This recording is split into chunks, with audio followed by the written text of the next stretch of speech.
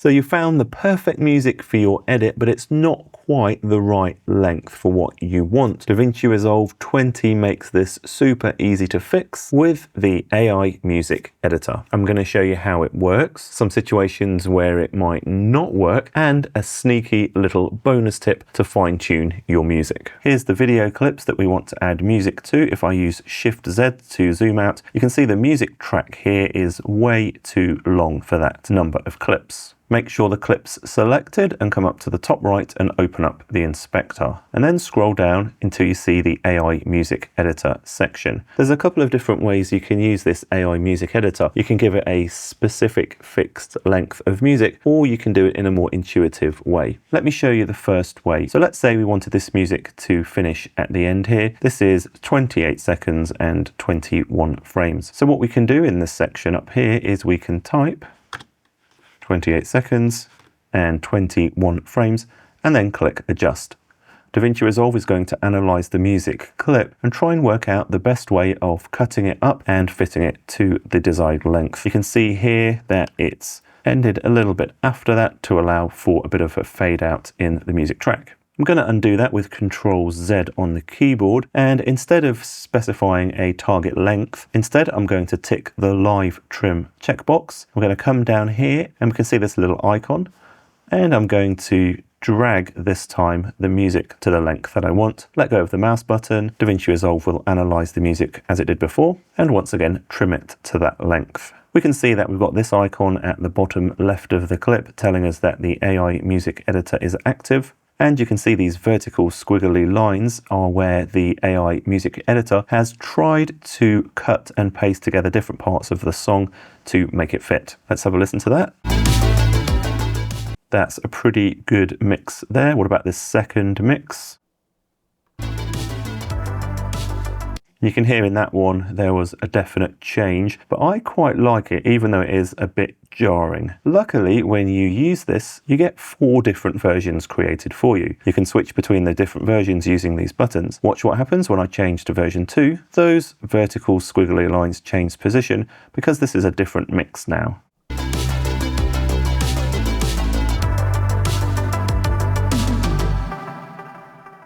We've got version 3.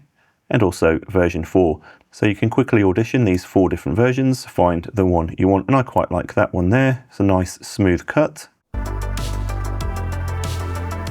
If you decide that you actually don't want to use the AI music editor anymore and you want to do it yourself, click on the music clip, come up to the inspector and click this button here to reset the AI music editor section, and this will take us back to the original clip. If you have used the AI music editor and you've chosen one of the versions that you like, if you want to get to the underlying music clip, you can right click, come up here, choose decompose in place, choose using clips only, and then it will actually give you the cuts in the underlying audio file. You can zoom in here and see exactly what it's done. It's added a crossfade before this cut to make that smoother, and then you could go and tweak these cuts if you wanted to. All right, I've got that sneaky bonus tip for you in just a second, but I just wanted to cover some of the limitations of this tool so you're aware of them and potentially what to do to fix them. The first limitation to be aware of is this tool is for beat-driven music. Think pop music, think dance music, think rap music. It's not really designed for more free-flowing, formless music like ambient, for example. Sometimes if you're starting off with a long piece of music and you're using the AI music editor to shrink it down, you might find that you get some more jump-like cuts, more noticeable cuts, especially if the start of the song has a build-up or a long fade in. If you try and trim the start of that music clip and then enable the music editor, it's actually going to bring that back in, that long intro. You can't actually use sub-clips for this because even if you use a sub-clip, it still brings back the portion before the start of that sub-clip. If you don't know what sub-clips are, don't worry about it for now.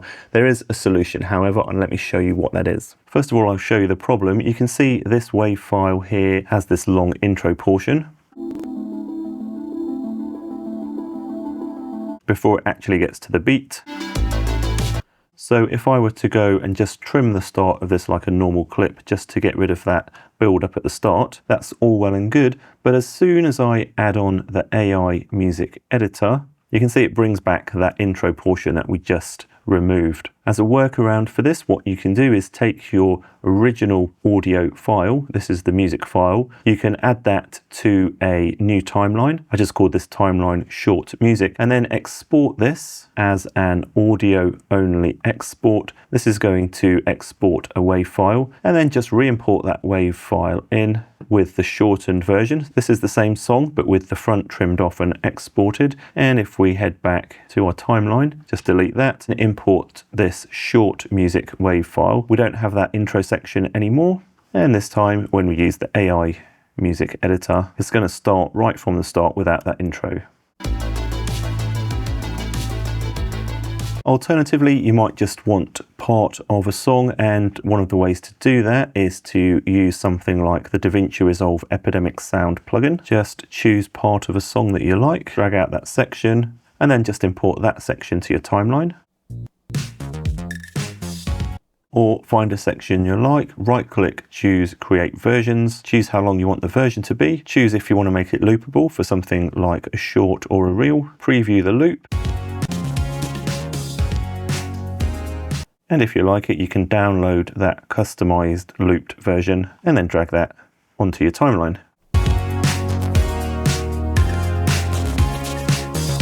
Click the first link in the description after you watch this video to get your Epidemic Sound free trial. So here's that sneaky bonus tip. Switch over to the Fairlight page. Here's our music file. Right click, come to Elastic Wave and choose General Purpose, which is basically music. Zoom in to the end and fine tune where the end of that clip is going to appear. You should only do this for really teeny tiny changes because Elastic Wave will actually change the speed of the music playback. So I would only use it if you really just want a super fine control of exactly tiniest frame where that music's going to end. For most general purposes, you probably won't need to do this. DaVinci Resolve 20 also made it super easy to edit to the beat, and that's what you'll learn about if you click on this video next. I'm Jason Roberts, this is DaVinci Dojo. Please subscribe, and hopefully I'll see you in the next video. Bye.